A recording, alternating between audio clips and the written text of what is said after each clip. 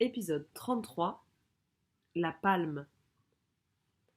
Le dimanche matin, quand on se réveilla blanc chez moi, Luna n'était plus dans son lit. On la retrouva dans la cuisine. Elle s'activait devant le fourneau à bois, à faire frire des trucs en nous tournant le dos.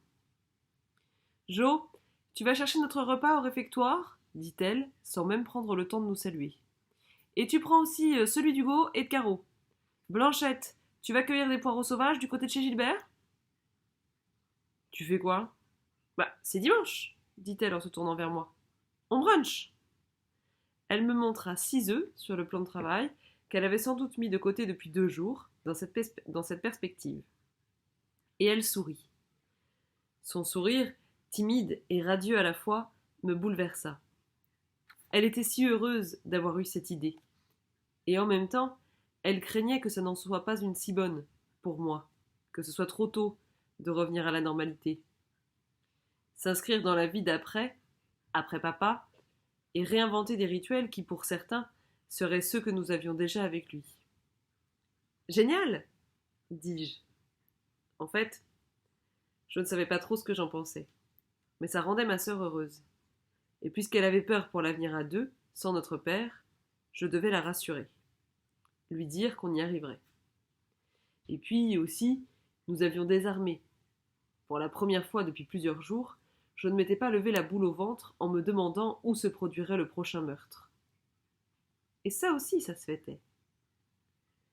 En pédalant jusqu'à la maison familiale, je me répétais comme un mantra.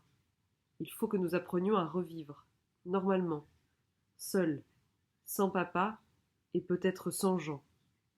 Quand je revins avec les gamelles, soigneusement fermées, à faire réchauffer, Hugo et Jeanne étaient déjà devant chez nous. Ils avaient dressé la table dehors.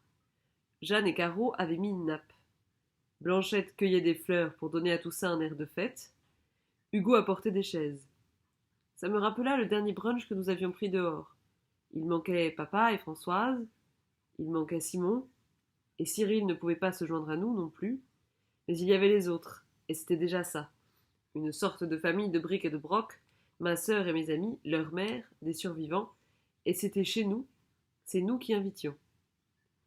Je pris le piolet de Françoise, enfilai des bottes, allai au plus court vers l'anse des coquilles pour ramasser quelques huîtres dans les parcs de Gérard. Je lui fis un signe amical de la main, en passant, brandis les outils. Il me rendit mon salut, un pouce levé, signe que c'était OK pour l'opération gladage sauvage. De toute façon, ce printemps, il n'enverrait ses bourriches nulle part. Autant qu'on les mange. En ouvrant les coquillages à la place de papa, je ne savais pas ce que je pensais. Mais je savais que depuis hier soir, j'avais regagné l'estime de ma sœur, et ça me suffisait. À la fin du déjeuner, elle vint me rejoindre à la cuisine. J'avais dit que je m'occupais de la vaisselle. Elle apportait une gamelle d'eau chaude. J'ai pas dormi de la nuit, me dit-elle. Tu es inquiète? Non, je réfléchissais à un truc. Demain, la maison de Caro sera libre. Ce serait bien qu'elle y retourne avec Blanchette, et qu'on se retrouve chez nous, tous les deux. Ouais, peut-être. C'est notre vie maintenant. Faut qu'on apprenne. Elle avait raison. Et je me suis dit aussi qu'il fallait qu'on vide la chambre de papa et Françoise. Aujourd'hui. Avec les amis, tant qu'on n'est pas tout seul. Tu crois? Oui. Tout seul, ce sera plus dur. Ça me semblait rapide. Mais je savais qu'encore une fois, elle avait raison. On ne pouvait pas continuer de vivre avec des fantômes, là, juste dans la pièce d'à côté.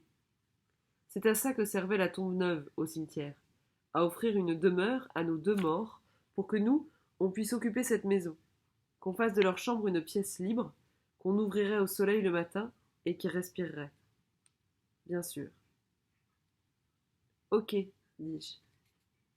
Elle ressortit. Luna annonça la chose. Caro et Jeanne approuvèrent, Hugo et Blanche aussi, après avoir regardé leur mère.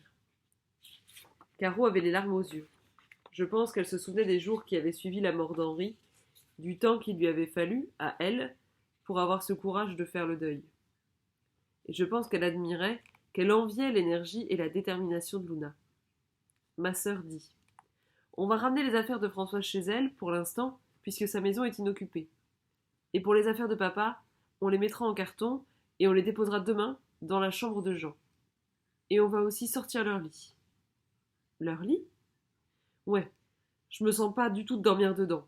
Et puis, c'est le leur. On va le brûler. Et tu m'aideras à déménager le mien ensuite. Ce fut ainsi que j'appris qu'elle occuperait désormais la chambre de mon père. Que c'en était fini de l'enfance et de nos nuits communes. Ça me blessa un instant, mais son courage me subjuguait. Et je savais qu'elle ne cessait depuis ce matin d'avoir raison. Hugo transporta les trucs les plus lourds avec moi parce qu'on était les hommes. Caro et Jeanne s'occupaient des vêtements, des affaires personnelles que Françoise avait rapportées chez nous. Elles les transportèrent dans une des carrioles à bras jusqu'à la maison de notre mère, près des remparts. Elles refermèrent la maison à clé. Blanchette, après s'être occupée de ranger les livres de papa dans la bibliothèque de la pièce commune, se mit en tête de les classer, tous, par ordre alphabétique d'auteur, par genre et par langue. Ce n'était pas véritablement utile, encore moins urgent, et le fait qu'elle ait étalé des piles dans la moitié du salon ne facilitait pas le passage. Mais ça l'occupa et elle était avec nous, avec les livres, et elle avait l'air joyeuse. Parfois, elle poussait une petite exclamation, sans doute quand elle reconnaissait un titre qu'elle avait lu ou qu'elle comptait lire. Elle feuilletait quelques pages, lisait parfois à voix haute. Cela me permettait de jeter un œil sur elle. Je n'avais pas oublié ce que m'avait dit Georges. Quelques promeneurs s'arrêtèrent en voyant la moitié de la chambre de papa dehors, dans l'herbe. Ils posèrent des questions, on leur répondit, ils approuvèrent. Certains restèrent, d'autres vinrent se joindre à nous en apercevant les premières fumées de notre feu. Blanchette dit un mot curieux, elle parla d'Ashanti. Elle dit que c'était sur ces bûchers qu'on brûlait les morts, en Inde, mais on ne releva pas. Quand on jeta les morceaux du grand lit bateau de papa dans le feu, nous étions une douzaine. Certains s'étaient attablés, Yves et Véro avaient apporté 2 bouteilles de la brasserie, c'était la fin de l'après-midi, et ce feu prit effectivement des allures d'hommage, de bûcher funéraire, sobre, émouvant. Désormais nous étions capables, Luna et moi, de rendre hommage à papa. Nous étions sortis de notre stupéfaction. J'avais l'impression de l'enterrer pour de bon. Je savais que je ne l'oublierais jamais. Je pensais que nous apprendrions à vivre, sans lui, à l'école de tout ce qu'il nous avait appris. Que petit à petit, nous y arriverions, à être des grands, l'homme et la femme qu'il souhaitait que nous devenions. Il devait être fier de nous, à cet instant. Quand ce fut fini, Luna demanda à Hugo de nous aider à transporter son propre lit dans la chambre vide de papa. Il y avait une douzaine de cartons scotchés, l'armoire était vide, Luna n'y avait pas encore transporté ses vêtements et ses affaires, et le lit consistait pour l'heure en un simple sommier. Elle avait laissé son matelas dans notre chambre, nous dormirions encore avec Blanche, tous les 3, cette nuit. Mais du moins, ce n'était plus chez lui. Au moment où je sortis voir comment tournait le ciel, j'aperçus Blanchette qui prenait son vélo. Je sus ce qu'elle s'apprêtait à faire, lui dis de m'attendre, et finalement, je l'embarquai sur mon porte-bagages. Nous allâmes à l'anse du Vaillant tous les 2 pour voir le fort des Nez. La marée descendante annonçait un retour de la pluie. Pour l'heure, c'était juste un moutonnement sur la mer, comme si elle s'impatientait, tout en se retirant, battue par le vent plus franc. La yachtesse se jeta sous mes roues en aboyant, je fis un écart, sans repenser aux sombres présages que j'avais eus en le regardant chasser les oies. Quand nous arrivâmes en vue du fort des Nez, il n'y avait pas de feu.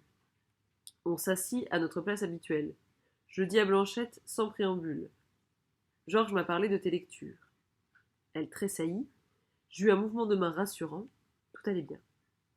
Tu as trouvé un truc à propos de la moque demandai-je. Non, rien. Tu cherches quoi? S'il existe un moyen de faire sortir un amok de la transe sans l'abattre. Oui, je m'en doutais. Ça correspondait aux invocations dont notre ami m'avait parlé. Parce que tu es sûre que ça va se produire?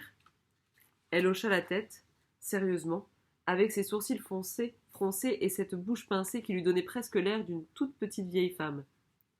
Tu sais, moi, j'ai l'impression que Gilles n'était pas amok, repris-je, ni André. Ils ont juste tiré par connerie. Et d'ailleurs, depuis, ils n'ont eu aucune crise, ils ne sont pas possédés. Oui, peut-être. Mais dans ce cas, en un sens, c'est pire.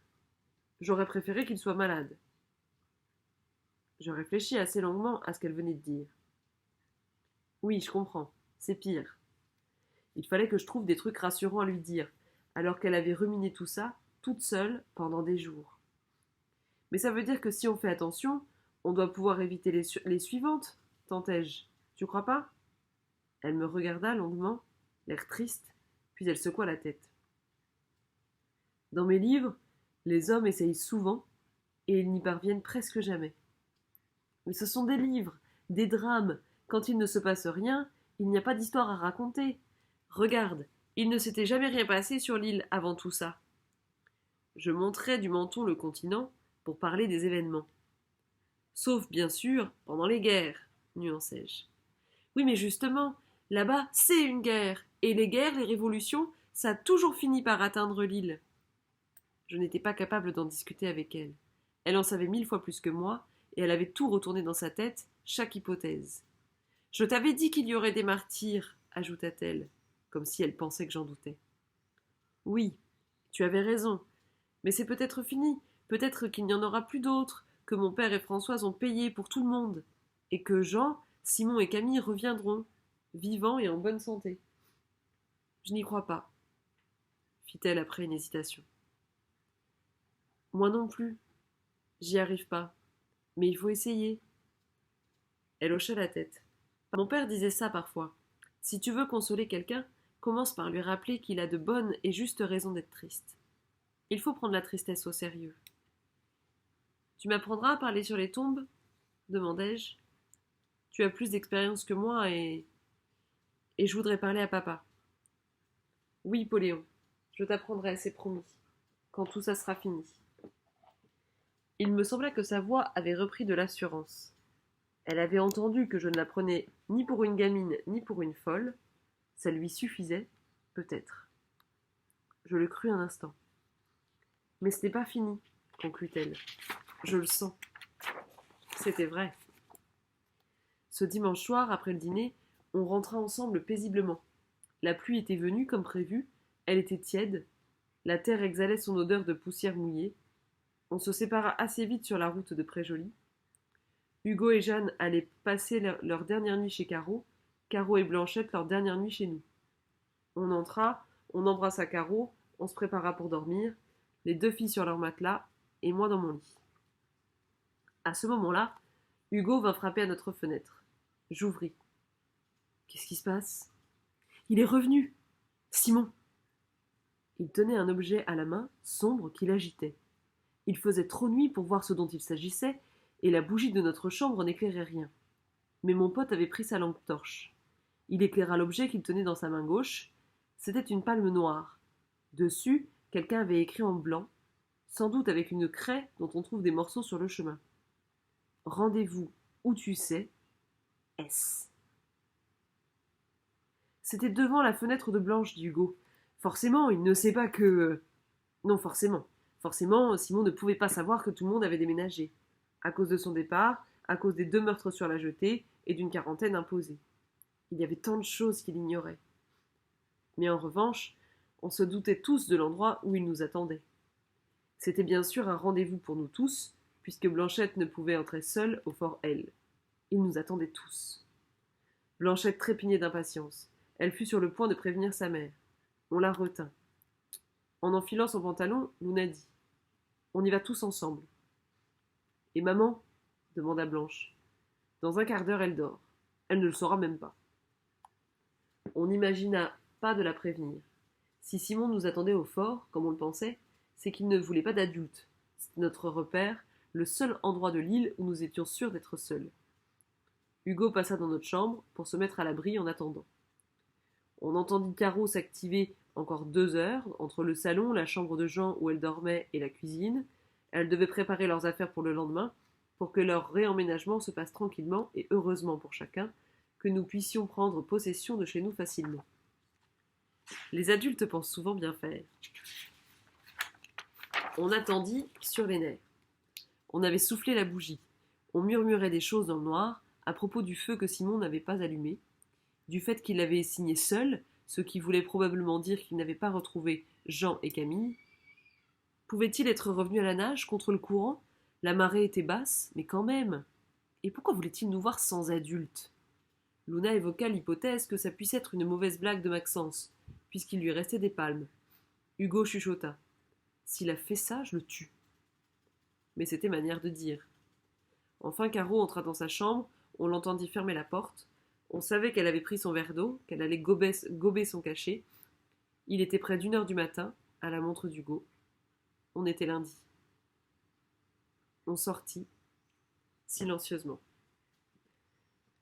La suite au prochain épisode.